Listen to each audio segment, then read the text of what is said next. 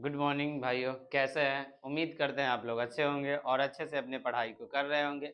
जैसा कि आप लोगों को पता है कि हम लोग जो क्लास 10th का मैथ स्टार्ट किए थे, उसका पहला चैप्टर का दो क्लास था। वो रियल नंबर का क्लास 1 और क्लास 2, वो दो क्लास में आपका पहला चैप्टर पूर्ण रूप से कंप्लीट कर दिए थे। और आज हम लोग चैप्टर 2 लेकर के आए हैं, जिसका नाम क्या है? बहुपद। कौन सा चैप्टर अभी पढ़ने जा रहे हैं? बहुपद पढ़ने जा रहे हैं। तो बहुपद से आपको बोर्ड एग्जाम में जो जो टाइप का क्वेश्चन पूछेगा उसको बढ़िया तरीका से अभी करेंगे और टाइप पॉइंट बाय पॉइंट चलेंगे, एक भी पॉइंट छोड़ेंगे नहीं, जिससे आप लोगों को दिक्कतें होगी। और थोड़ा स्पीड इसलिए रहेगा क्योंकि बोर्ड एग्जाम करीब आने वाला है, तो ज्यादा टाइम हम लोग के पास है नहीं। तो मतलब पूरे चलेगा, पूरा पॉइंट भी होगा और बढ़िया तरीका से भी होगा। स्पीड का मतलब यह नहीं कि छोड़ते हुए चलेंगे, ठीक है। चलिए आइए देखते हैं क्या है। अभी इसमें बहुपद में पूछता क्या है? ऑब्जेक्टिव तो पहले आपसे पूछेगा कि बहुपद पहचानने वाला निम्नलिखित में से कौन सा बहुपद है। तो जब हम लोग बहुपद स्टार्ट किए हैं तो बहुपद पहचानना जान लेते हैं, ठीक है। बहुपद पहचानने से पहले उसका कुछ टर्म होते हैं, कुछ पॉइंट्स होती है, वो पहले जान लीजिए। उसमें क्या आती है? एक पॉइंट है चर और एक है अचर। एक अचर और एक है चर। देखिए, चर क्या होता है, अचर क्या होता है। तो जो एक दो यानी कि गिनती वाली जो नंबरें होती है, जो गिनती हम लोग गिनते हैं, तो उसमें की संख्या को हम लोग बोलते हैं अचर। एक दो तीन जो भी आ जाएगा, इस सब के सब क्या होगा? अचर होगा। अचर क्या होगा? जो ए बी सी डी में की कोई भी लेटर है, ए बी सी डी से लेकर के जेड तक के, उसमें से कोई एक लेटर अगर आ जाता है तो उसको बोलते हैं अचर। जैसे मान के चले ए हो गया, बी हो गया, एक्स हो गया, वाई हो गया, कुछ भी हो, तो ये क्या हो गया? चर हो जाएगा। एक दो वाले अचर और एबीसीडी वाले चर। अब एक एक चीज याद रखिएगा, ये अचर जो होता है ना, ये फिक्स होता है। अचर का मान कैसा होगा? ये फिक्स होगा, यानी कि कभी चेंज नहीं होगा। ये फिक्स रहता है हमेशा के लिए, चेंज होगा नहीं। लेकिन ये चर जो होता है ये चेंज होते रहता है, ये फिक्स नहीं होता है। ये जो होता है अनफिक्स होता है, यानी चेंज होते रहेगा, ये फिक्स नहीं होगा, ठीक है। इसका मान बदलते रहेगा, लेकिन इसका मान कभी भी बदलेगा नहीं, बदलेगा, ठीक है। तो चर अचर में याद रखिएगा, चर जो होगा वो फिक्स नहीं होगा, चर का मान बदलेगा, लेकिन अचर का मान फिक्स रहेगा, ठीक है। अब देखते हैं कि बहुपद पहचानेंगे कैसे। तो उसके लिए पहले कुछ क्वेश्चन लिख देते हैं कि कौन कौन बहुपद है, पहचानिए आप। जैसे में यहाँ लिखा हुआ है 2x-3, और एक लिखा हुआ है √2x-4x+2। एक लिखा हुआ है 1/x-3x। एक लिखा हुआ है x⁻² माइनस 2x-4। ठीक है, ये चार दिए हैं, इसमें से चार में से हम लोग बहुपद पहचानने वाला देखेंगे। तो देखिए, अगर एक चीज आप बतलाइएगा, जैसे मान के चलिए एक एक आदमी ए है, एक बी है, ठीक है। अगर हम आपको बोले कि इसमें से ना एक आदमी जो वो चोर है और एक चोर नहीं है, तो जब आप पता कर लीजिए कि ए जब चोर है तो बी चोर होगा? नहीं ना होगा। क्यों? क्योंकि आप बता दिए कि दोनों में से एक ही चोर है और दूसरा चोर नहीं है। तो जब ए, ये क्या आ गया, जब ए चोर है तो बी चोर नहीं होगा। ए जब ये चोर है तो ये चोर होगा? नहीं ना होगा। ये चोर है तो ये चोर नहीं होगा। तो इसी तरीका से कि जब हम लोग बहुपद है मतलब कि जान लेंगे कि कौन बहुपद नहीं होता है, तो उसको अलावा जो बच जाएगा वो तो बहुपद हो जाएगा। कंडीशन याद रखना है, क्योंकि बहुपद होने का कोई कंडीशन नहीं है, लेकिन बहुपद नहीं होने का कंडीशन है। तो नहीं होने वाला अगर याद रख लेंगे, उस कंडीशन पे फॉलो नहीं करेगा, तो बाद में बहुपद हो ही जाएगा, ठीक है ना। जैसे मान के चलिए कहें कि मेरे पास पैसा है, ठीक है, मेरे पास क्या है? पैसा है। और चेक किया जाए तो पैसा अगर निकल गया तो सही में पैसा, अगर नहीं निकला तो नहीं होगा। जैसे बोल दे कि ए चोर है, तो चोर है, अगर दो नंबर लेंगे, दो में से चुनना होता है ना, दो ऑप्शन में से, कहे कि एक ए है एक बी है, इसमें से ए अगर चोर है तब बी तो इनोसेंट होगा, यानी दोषी नहीं होगा ना, चोर नहीं होगा। तो वही कंडीशन इसमें यूज करेंगे कि बहुपद नहीं होने का शर्त हम लोग पढ़ेंगे, अब बहुपद होने वाला सीख लेंगे। नहीं होने वाला पढ़ेंगे, होने वाला सीख लेंगे। नहीं होने वाला पढ़ेंगे, होने वाला सीख लेंगे। तो देखिए, बहुपद कब नहीं होता है, तो बहुपद नहीं होगा कब? क्या लिख पॉइंट बना दे, बहुपद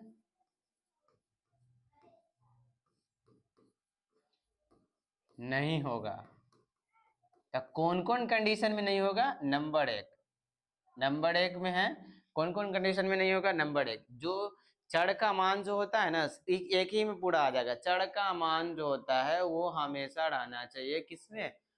पूर्ण संख्या में रहना चाहिए, यानी पूरा पूरा रहना चाहिए, उसको -19 नहीं आना चाहिए। चर का मान पूर्णांक में लेना चाहिए। कैसा लेना चाहिए? पूर्णांक। यानी लिख देते हैं चर का जो मान होगा, चर का मान जो होगा वो कैसा होना चाहिए? पूर्णांक होना चाहिए। कैसा होना चाहिए? पूर्णांक। पूर्णांक कहने का मतलब उसके पावर में प्लस रहना चाहिए। घातांक जो होता है पूर्ण होना चाहिए, -19 नहीं होना चाहिए। इसको पूर्णांक लिखने से बेहतर है यहाँ पे पूर्ण भी लिख सकते हैं, ठीक है, माइनस में नहीं होना चाहिए। तो इसको हम समझेंगे कैसे कि माइनस में होगा कि ना होगा। तो देखिए इसके लिए एक रूल लिखते हैं। पहला, चर जो है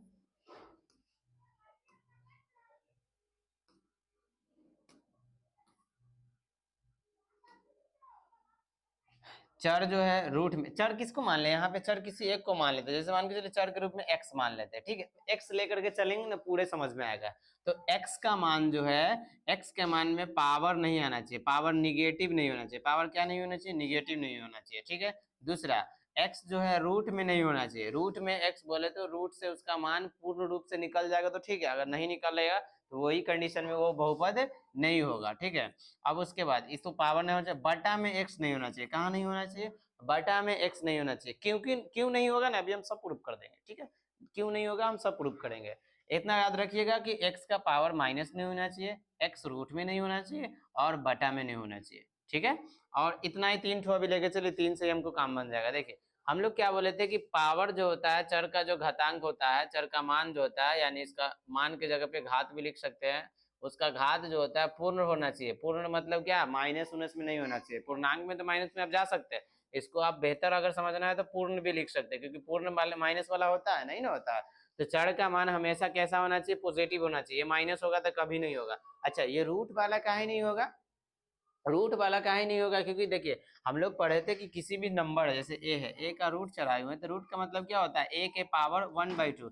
किसी भी संख्या के रूट के अंदर है, यानी उसका पावर कितना होगा? 1/2 होगा। तो 1/2 क्या पूर्ण रूप से है? पूर्ण संख्या है? वो पूरा गिनती में आता है? कभी नहीं आता है, इसलिए रूट वाला नहीं होगा। रूट वाला क्यों नहीं होगा समझ में आया? क्योंकि रूट जो होता है वो पावर 1/2 देता है। अब पावर 1/2 तो पूर्ण है ही नहीं, क्योंकि पूर्ण में जो पूरा गिनती वाला प्राकृत संख्या आता है वही पूर्ण होता है, इसलिए रूट वाला भी नहीं होगा। अब ये देखिए बटा वाला क्यों नहीं होगा? क्योंकि देखिए हम लोग क्लास 7 या 8 में पढ़े थे करनी चिन्ह। चैप्टर का नाम क्या था? करनी चिन्ह। करनी चिन्ह में एक फॉर्मूला पढ़े होंगे। क्या पढ़े थे? कि किसी भी पावर अगर से बटा में है, पावर अगर प्लस है तो ऊपर जाता है तो क्या हो जाता है? पावर माइनस हो जाएगा। होगा या नहीं होगा? तो नीचे एक्स है, एक्स के पावर तो यहाँ अभी 1 है, और 1 नीचे से अगर ऊपर जाएगा तो ये क्या बन जाएगा? ये बन जाएगा कि एक्स टू दी पावर -1। अब माइनस वाला तो होगा ही नहीं, ठीक है, माइनस वाला होगा नहीं। तो कभी भी कोई भी बहुपद में अगर आपको इस तीनों कंडीशन का अगर कोई चर दिख जाए तो वो बहुपद नहीं होगा। तो जब नहीं वाला मिल जाएगा तो है वाला तो अपने समझ में आ जाएगा। चलिए ऐसे कंपेयर करके मिला लेते हैं, ठीक है। धैर्य रख करके समझिएगा ना, हम एक एक पॉइंट को आपको तोड़ तोड़ के समझा देंगे। खाली आपके मेरे से एक ही आपसे रिक्वेस्ट है मेरा कि आप लोग हड़बड़ाइएगा नहीं और सोचिएगा नहीं कि हाँ हमको इतना स्लो चलेंगे तो ये दिक्कत होगा। स्लो हम चलेंगे नहीं कभी, और चलेंगे इतना स्पीड में कि जो आपको सब पॉइंट भी हो जाएगा और आपको बेहतर समझ में भी आ जाएगा। ऐसा नहीं कि स्पीड में चल के बहुपद लिख दिए, बहुपद हो गया, चैप्टर खत्म। ऐसे चलेंगे तो कोई फायदा होगा नहीं। तो आप धैर्य रख कर पढ़ाई कीजिए, ठीक है। यहाँ देखिए तो सिंपल में ये एक्स के पावर प्लस है, एक्स के पावर क्या है? प्लस है, तो +1 है, तो प्लस वाला का तो कोई कंडीशन ही नहीं है। ये 3 रहता तो बहुपद नहीं होता, यानी कि ये तो सिंपल रूप में बहुपद हो गया, बहुपद हो गया। अब यहाँ देखिए, यहाँ रूट के अंदर 2 है, और एक चीज और याद रखिए, रूट में सिर्फ किसको देखना है? चर को देखना है। किसको देखना है? चर को। चर पहली बता दिए जो एक ABCD वाला हो। तो यहाँ चर रूट में कौन है? एक्स है, और रूट वाला जब एक्स रहता है तो बहुपद होगा? नहीं होगा। ये बहुपद नहीं होने का शर्त तीनों था, जब रूट में एक्स रहेगा तो बहुपद नहीं होगा, तो यानी कि ये बहुपद नहीं होगा, बहुपद नहीं होगा। दूसरा क्या बताए थे कि चर बटा में रहेगा, यहाँ देखिए तो चर बटा में है तो बहुपद होगा? नहीं होगा, ये भी बहुपद नहीं होगा, ठीक है। अब एक चीज देखिए, यहाँ पे इसका पावर देखिए, इस चर का पावर में 2 है, 2 तो प्लस है, प्लस है तो पूर्ण है तो बहुपद होगा, बेशक होगा। इस चर का पावर देख लीजिए, इसका पावर 1 है तो बहुपद होगा? यस होगा। क्यों होगा? क्योंकि इसका पूर्ण है, गिनती में आ रहा है, तो इसमें ऊपर और नीचे वाला बहुपद होगा और 2 बहुपद नहीं होगा। तो ऑब्जेक्टिव में देता है। आपको अगर बिलीव नहीं है तो आप प्रीवियस ईयर क्वेश्चन पलटिए, ठीक है, और उसमें आप जाकर के देखिएगा, आपको बहुपद चुनने वाला आएगा। तो हम लोग बहुपद नहीं पहचान गए तो नहीं, जब मिल जाएगा तो है वाला तो खुद ब खुद मिल जाएगा। 4 ऑप्शन में से या तो आपको पूछेगा कि कौन बहुपद है, या तो आपको पूछेगा कौन बहुपद नहीं है। तो नहीं वाला हम लोग जब सीख लेंगे तो है वाला तो बेसिक सी बात है, खुद ही क्लियर हो जाएगा, ठीक है। तो अगर आप लोगों को स्क्रीनशॉट लेना होगा तो स्क्रीनशॉट ले सकते हैं इसका, ठीक है। वैसे आपको बहुत जल्दी बता दिया जाएगा कि जो भी मैथ क्लास 10th का पढ़ाई हो रहा है उसका पूरा पीडीएफ है, बोर्ड पीडीएफ जो होता है वो कौन सा टेलीग्राम चैनल पे मिलेगा आपको जल्द ही बता दिया जाएगा, ठीक है। अभी फिलहाल में आप स्क्रीनशॉट से ही काम चला लीजिए, पीडीएफ भी मिल जाएगा, ठीक है। चलिए ये तो पॉइंट देख लिए हम लोग, कौन बहुपद होगा कौन बहुपद नहीं होगा। अब जो बहुपद जो होंगे वो किस रूप में होते हैं, बहुपद जो होंगे वो किस रूप में होते हैं और उससे रिलेटेड क्वेश्चन सब किस प्रकार से पूछता है उसको आइए सॉल्व करते हैं। जैसे मान के चलिए पहले लेते हैं द्विघात बहुपद, क्या लेते हैं, पहले लेते हैं द्विघात बहुपद।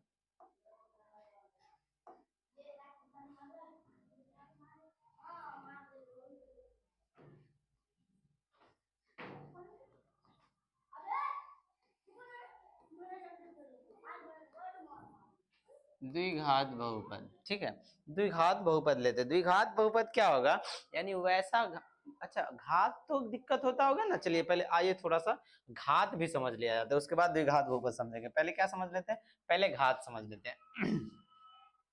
देखिए जैसे मैं मान के चलिए,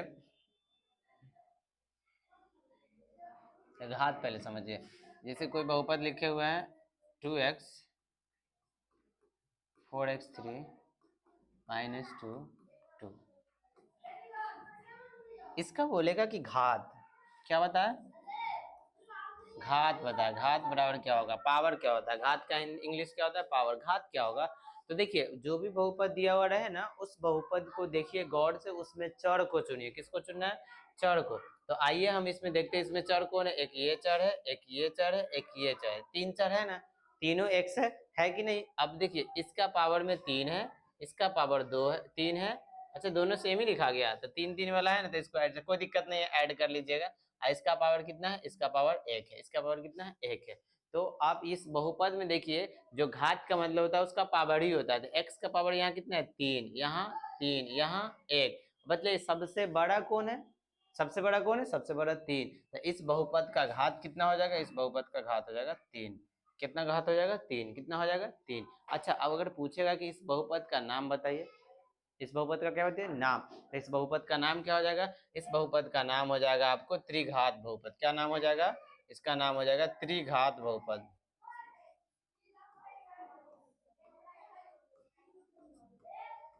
त्रिघात बहुपद, अच्छा त्रिघात बहुपद क्यों ही हुआ, तो आपको पता होगा कि आपके घर में जो बड़े होते हैं, बड़े बुजुर्ग होते हैं, उन्हीं के नाम से चलता है कि फन्ना का घर है तो ये चिन्ना का घर है, होता है कि ना, कि जो घर में बड़े आदमी होते हैं मतलब उम्र में उम्रदराज होते हैं तो अधिकतर लोग जानते हैं उन्हीं के नाम से, ठीक है।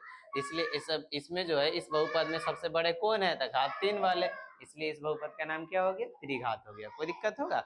अब देखिए एक दफा ऑब्जेक्टिव पूछे हुआ था, आज से करीबन 3-4 साल पहले वाले बोर्ड एग्जाम में पूछे हुआ था कि दिए हुआ था क्वेश्चन, उसमें बोल रहा था कि इसमें से कौन रैखिक समीकरण है। जैसे मान के चलिए इस प्रकार दिया हुआ 2x + 3, एक दिया हुआ 2x² - 3, एक दिया हुआ 3x² - 4x + 2 और एक दिया हुआ 4x3 - 4x - 2, ठीक है। इस तरीका से दिए हुआ था और उसमें बोल रहा था कि इसमें से कौन इसका मतलब रैखिक बहुपद है, कौन क्या है, रैखिक बहुपद है। तो रैखिक समीकरण बोले, रैखिक बहुपद बोले, उसका मतलब क्या होता है, रैखिक का मतलब होता है जिसका घात जो हो कितना हो, जिसका घात जो हो 1 हो। रैखिक का मतलब जिसका घात कितना हो, घात 1 वाले को ही बोलते हैं रैखिक। और घात 2 रहेगा तो द्विघात, घात 1 वाले को रैखिक और घात 2 वाले को द्विघात। अच्छा यहाँ क्या लिख दिए, बी लिखा गया, बोर्ड आज कुछ एक्स्ट्रा ही काम कर रहा है। घात कितना हो, घात 1 हो, अबे अंग्रेज की तरह मत लिखा हो, ठीक है। अब ठीक है, घात कितना हो, 1 हो, तब बदलाइए इसमें चर का घात कितना है, तो इसमें चर का घात 1 है, इसमें 2 है, इसमें 2 है, इसमें 3, तो कौन एक घात वाला है, तो यही है, तो ये हो जाएगा रैखिक समीकरण, ठीक है। तो घात भी समझने में कोई दिक्कत आएगी नहीं आएगी, एक भी पॉइंट छोड़ना नहीं है, सब पॉइंट को लेकर चलना है, ठीक है। घात भी मेरा ऑलरेडी क्लियर हो चुका है, तो घात क्लियर हुआ है, तो आइए जो आगे हम देख रहे थे उसको देखते हैं। द्विघात बहुपद, द्विघात बहुपद किसके रूप में होता है उसको पहले देखते हैं। द्विघात बहुपद जो हम लोगों का होता है वो होता है ax² plus b x plus c is equal to 0। X square plus b x plus c is equal to 0। X square plus b x plus c बराबर 0। इस रूप में क्या आता है? द्विघात बहुपद आता है। ठीक है, तो आइए इसको देखते हैं, सॉल्व करते हैं कि क्या कैसे किया जाएगा, इसमें क्या क्या चीज पूछता है। तो द्विघात बहुपद देगा, उससे आपको पूछेगा क्या? दो चीज पूछता है। एक पूछेगा आपको, पहला नंबर पॉइंट पूछेगा आपसे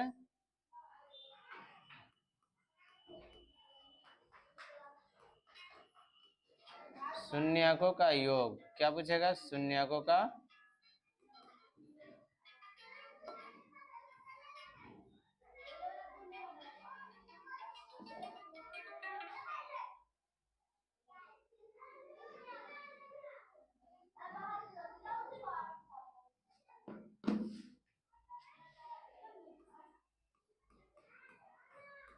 एक पूछेगा शून्यकों का योग, एक पूछता है शून्यकों का गुणनफल। क्या पूछेगा? शून्यकों का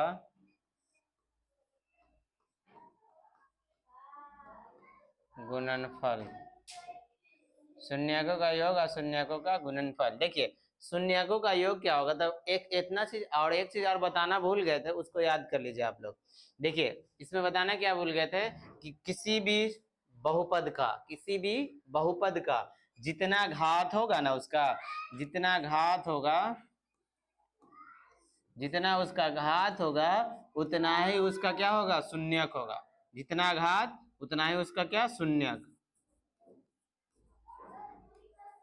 घात बराबर शून्यक, यानी घातों की संख्या, नंबर ऑफ पावर। क्या लिखेंगे? Number of power is equal to number of उसका इक्वेशन का सॉल्यूशन, नंबर ऑफ सॉल्यूशन वो भी बोल सकते हैं। ठीक है, या वैल्यू भी बोल सकते हैं, एक्स का मान भी बोल सकते हैं। जितना घात होगा उतना उसका शून्य। जैसे इसका घात कितना है? सबसे बड़ा 3, तो इसका शून्य कितना निकलेगा? 3। जिसका घात जितना उसका शून्य उतना है। जैसे मान के चलिए यहाँ लिखा हुआ 2x स्क्वायर 4x प्लस 4, एक लिखा हुआ 3x 7 माइनस 4x, एक लिखा हुआ है 4s5 माइनस 3x माइनस 2। अब ये 3 है, एक 2 वाला, एक 7 वाला, एक 5 वाला। अब किसका किसका? तो इसका जो x का मान होगा वो कितना निकलेगा? 7। इसका जो x का मान होगा, सॉरी इसमें 2 है ना, तो 2 निकलेगा, यानी इसका शून्य कितना निकलेगा? 2। इस बहुपद का शून्य कितना निकलेगा? 2। इस बहुपद का शून्य कितना निकलेगा? तो सबसे बड़ा पावर कितना? 7। इस बहुपद का शून्य 7। इस बहुपद का सबसे बड़ा 5 था, इसका शून्य क्या को निकलेगा? तो 5 ठो निकलेगा। क्या को निकलेगा? 5 ठो। ऐसा नहीं कि इसका शून्य 2 होगा, 2 होगा, दूसरा दूसरा नंबर कोई हो सकता है। इसमें क्या को शून्य निकलेगा? 7 को शून्य निकलेगा। 7 शून्य नहीं होगा, 7 गो शून्य निकलेगा। ठीक है, और इसका क्या को निकलेगा? 5 ठो। तो यहाँ देखिए, यहाँ क्या घात है? 2 घात है। कितना घात है? 2। शून्य कितना? 2। कौन कौन मान लेते हैं? मान लेते हैं एक शून्य बराबर अल्फा मान लेते हैं, दूसरा शून्य बीटा मान लेते हैं। एक क्या मान लेते हैं? अल्फा मान लेते हैं, दूसरा क्या मान लेते हैं? बीटा मान लेते हैं। तो ये शून्यकों का योग यानी alpha plus beta, alpha plus beta. अच्छा साइड में लिख लेते हैं इसको। शून्यकों का योग मतलब क्या हो जाएगा? Alpha plus beta. शून्यकों का योग यानी अल्फा, योग मीन्स जोड़ होता है, प्लस बीटा बराबर, इससे डायरेक्टली फॉर्मूला आता है क्या? Minus b by a, minus b by a. अब गुणनफल का भी लिख लीजिए। गुणनफल का आएगा alpha into beta, alpha into beta बराबर क्या होगा? C by a. क्या होगा? C by a. ये आप फॉर्मूला याद रखिएगा ना, फिर आपको बनाने में बहुत ही आसानी होगी। शून्यकों का योग बराबर अल्फा प्लस बीटा बराबर माइनस बी बाई, शून्यकों का गुणनफल बराबर अल्फा इंटू बीटा बराबर सी बाई ए। अब देखिए ये तो हम रूल बता दिए, इस रूल का यूज कहाँ होगा वो देख लेंगे। पहले इसको आइए, इसको सॉल्व करना सीखते हैं। अब इससे क्वेश्चन किस प्रकार का पूछेगा देखिए। कुछ क्वेश्चन लाए हैं जो शून्य निकालने वाला। अब क्वेश्चन क्या निकालने वाला आएगा?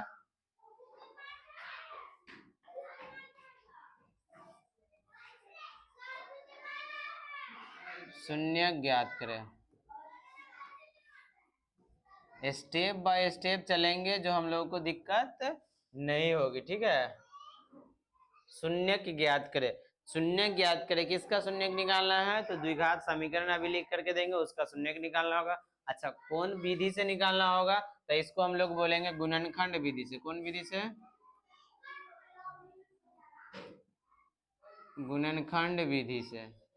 अबे कौन पेंसिल से लिखाने लगा?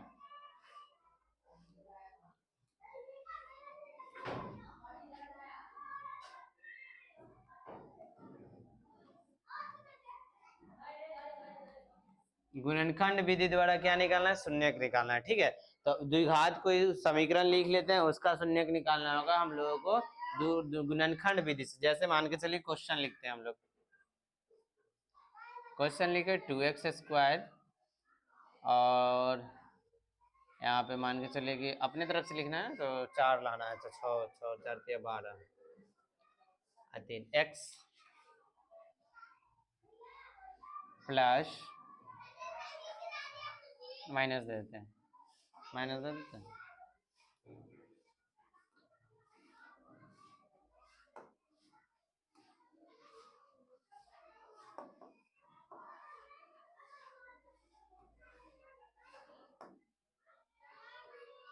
-6x 6 इसका निकालना शून्य। क्या निकालना है? शून्य। कौन विधि से? गुणनखंड विधि से।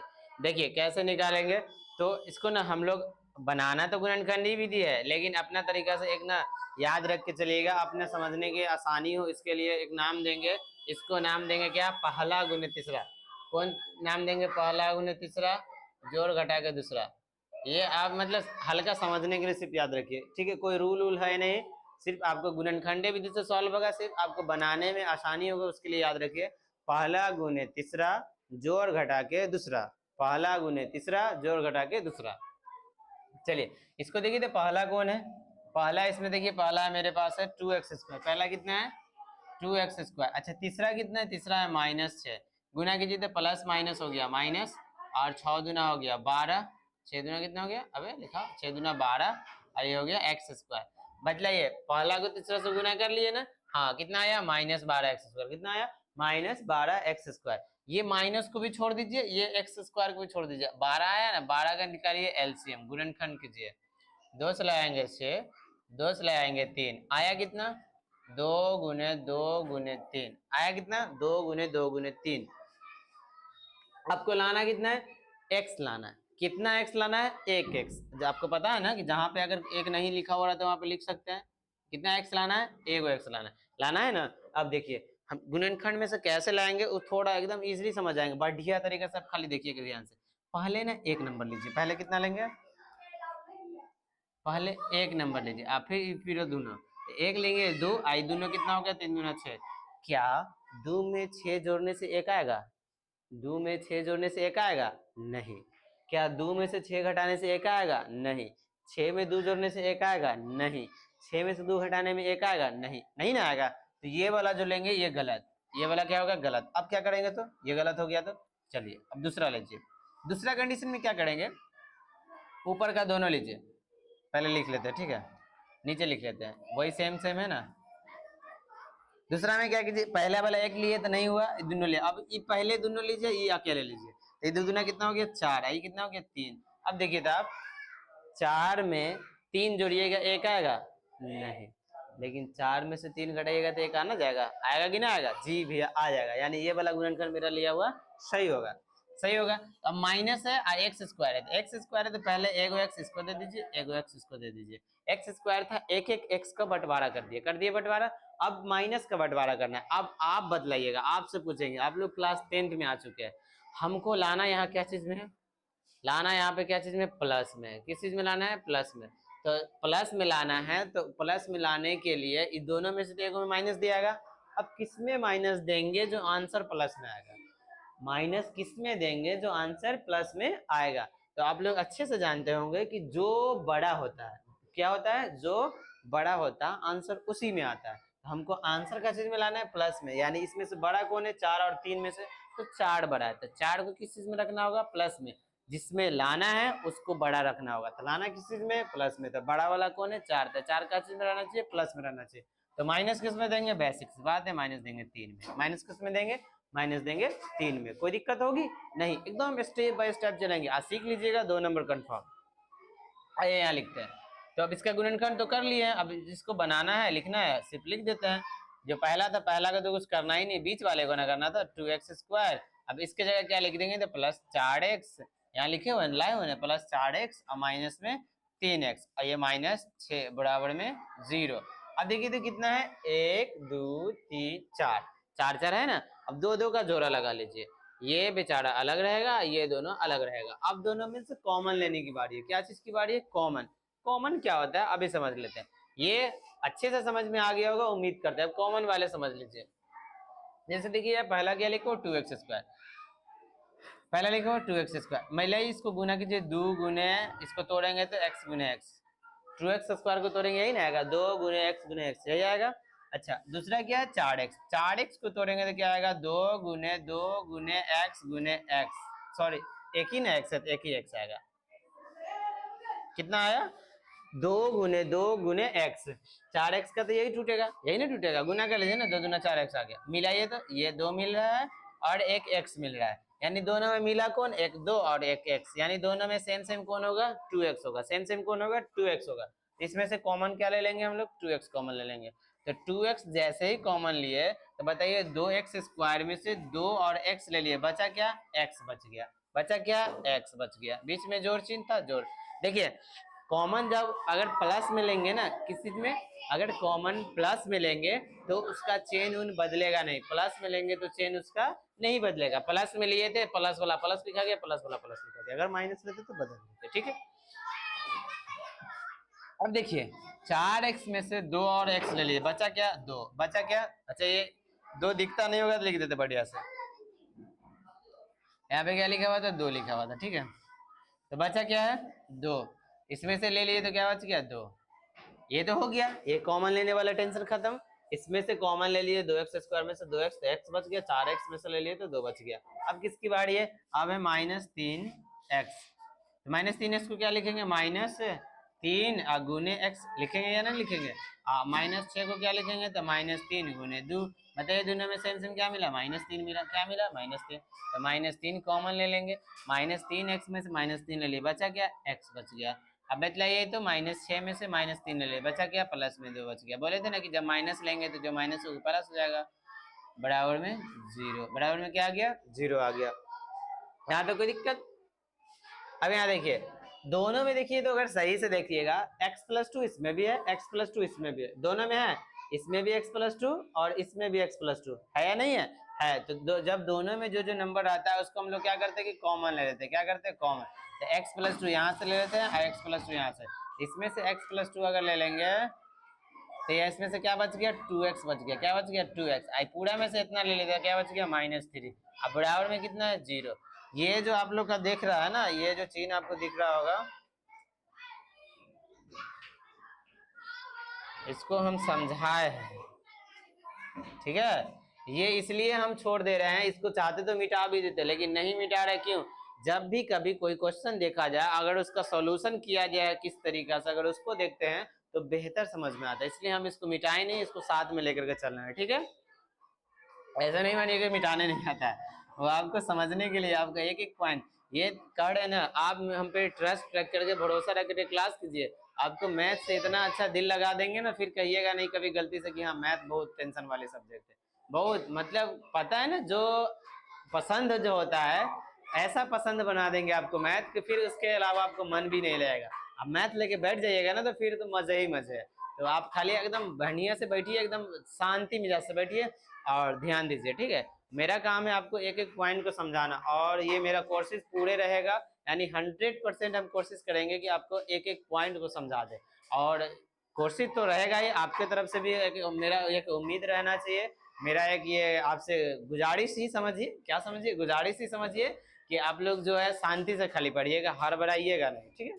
चलिए आइए इतना आप मेरा काम कर दीजिए, आपका पूरा काम हम कर रहे हैं। कैसे चैप्टर खत्म होगा, कहाँ क्या होगा, उस टेंशन को हमको ऊपर छोड़ दीजिए, आपको सिर्फ पढ़ाई करना है, कैसे खत्म कराना है हम बताएंगे, ठीक है। और एक एक पॉइंट भी कैसे समझाना है वो हम बताएंगे, खाली आपको समझना है। देखिए जब ये दोनों आपस में 0 के बराबर है, गुणनफल 0 के बराबर है, तो 0 के बराबर भी कर देते हैं नंबर को, बेशक कर दीजिए। तो x+2 जो होगा, x+2 जो होगा वो 0 के बराबर होगा, तथा ये 2x -3 ये भी किसके बराबर होगा, ये भी 0 के बराबर होगा। अब यहाँ देखिए तो ये प्लस है उस साइड जाएगा तो माइनस, x बराबर क्या हो जाएगा -2, x बराबर क्या हो जाएगा -2, और यहाँ देखिए 2x, ये -3 है, लेफ्ट में जाएगा तो क्या, राइट में जाएगा तो क्या हो जाएगा, प्लस हो जाएगा। और एक और अगर ये रूल नहीं पता होगा तो आप देख लीजिए थोड़ा सा, ठीक है। अगर माइनस वाला, यहाँ साइड में बॉक्स में लिख देते हैं, ठीक है, ये माइनस वाला है बड़ा, माइनस वाला को अगर बराबर के दूसरा साइड भेजेंगे क्या हो जाएगा, माइनस वाला बराबर के दूसरा साइड जाएगा प्लस हो जाएगा, प्लस वाला बराबर के दूसरा साइड जाएगा माइनस हो जाएगा, गुना वाला बराबर के दूसरा साइड जाएगा भाग हो जाएगा, भाग वाला बराबर के दूसरा साइड जाएगा गुना हो जाएगा। ये छोटा सा रूल है, याद रख लीजिएगा, ठीक है। अब देखिए ये माइनस है, बराबर के दूसरा साइड गया प्लस हो गया। अब ये दो इधर गुना में है, बोले थे क्या, जो गुना रहता है उस साइड जाकर के क्या हो जाता है, भाग हो जाता है। ये दो गुना वाला क्या आ गया, भाग हो गया। तो x का मान कितना आ गया, 3/2। एक x का मान कितना आ गया, एक x का मान आ गया -2। एक x का मान कितना है, 3/2, और एक x का मान कितना आ गया, -2। वही उसका क्या हो गया, शून्यक हो गया। क्या हो गया, शून्यक हो गया। क्या हो गया, शून्यक। यही इसी शून्य को कभी कभी बोलेगा क्वेश्चन में कि x का मान निकाले, क्या निकाले, x का मान निकाले या शून्यक निकाले, ठीक है। तो उम्मीद करते हैं आपको ये बढ़िया तरीके से समझ में आया होगा। अब इससे क्वेश्चन कैसे डायरेक्टली पूछता है वो आइए देखते हैं, ठीक है। जैसे मान के चलिए कि हम तो शून्य निकालने वाला देख लिए हैं। अब इससे अगर आपको पूछेगा, जैसे 2 नंबर में देगा तो डायरेक्टली पहले देख लीजिए इसको, 2 नंबर में देगा ना तो इतना ही बोलेगा, कोई समीकरण लिख देगा, कहेगा उसका शून्य निकाले, तो ये निकाल देंगे। अगर कहेगा x का मान निकाला तो यही क्या कर देंगे, निकाल देंगे।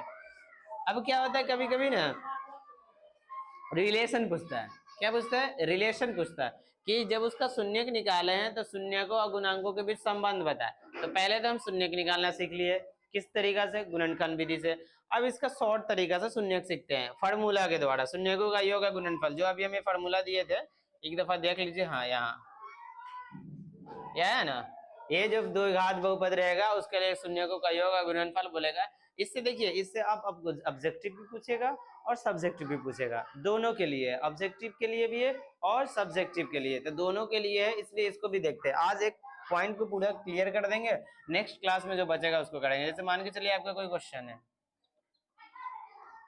कोई क्वेश्चन लेते हैं, ठीक है।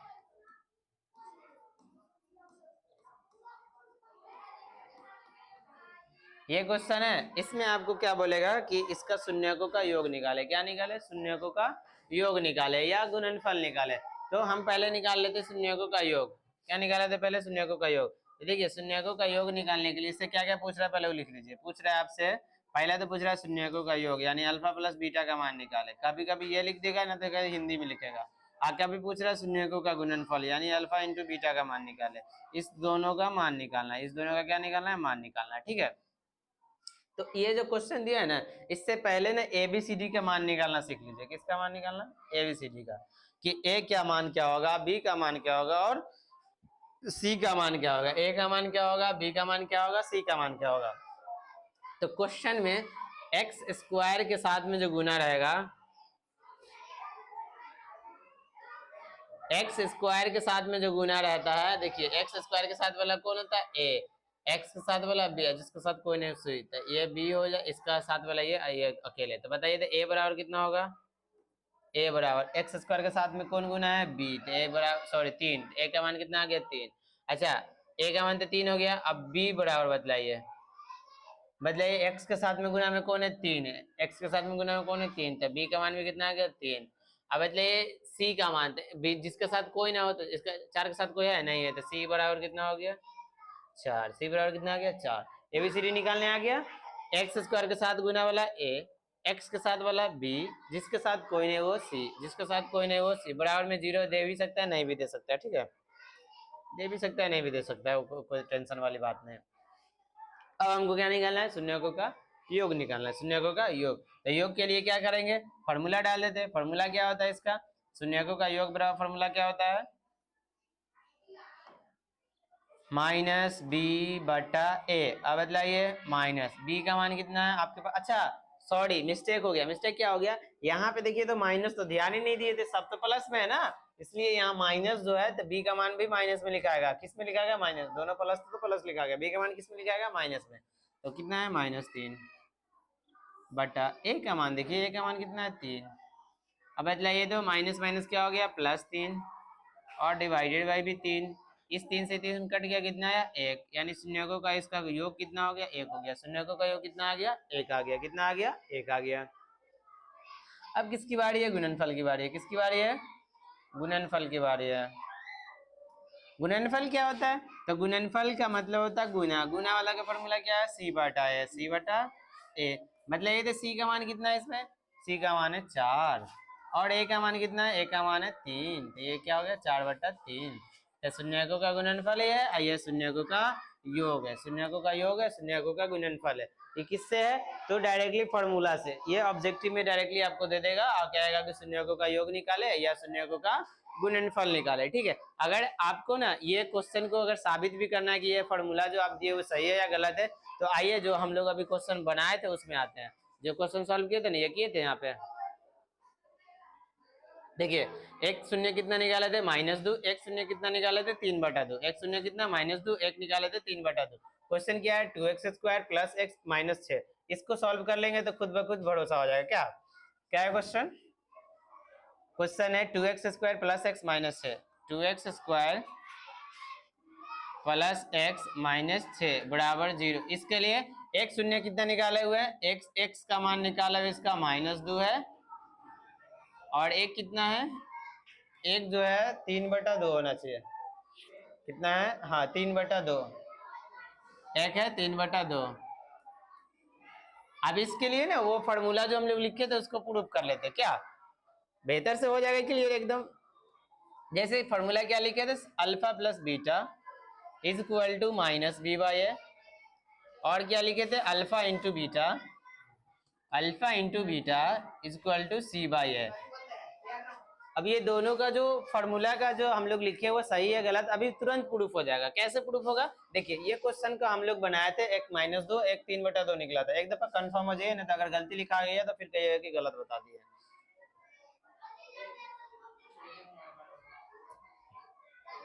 देखिए एक है -2 एक 3/2, सही है, चलिए सही है। तो आइए अब सॉल्व करते हैं इसका।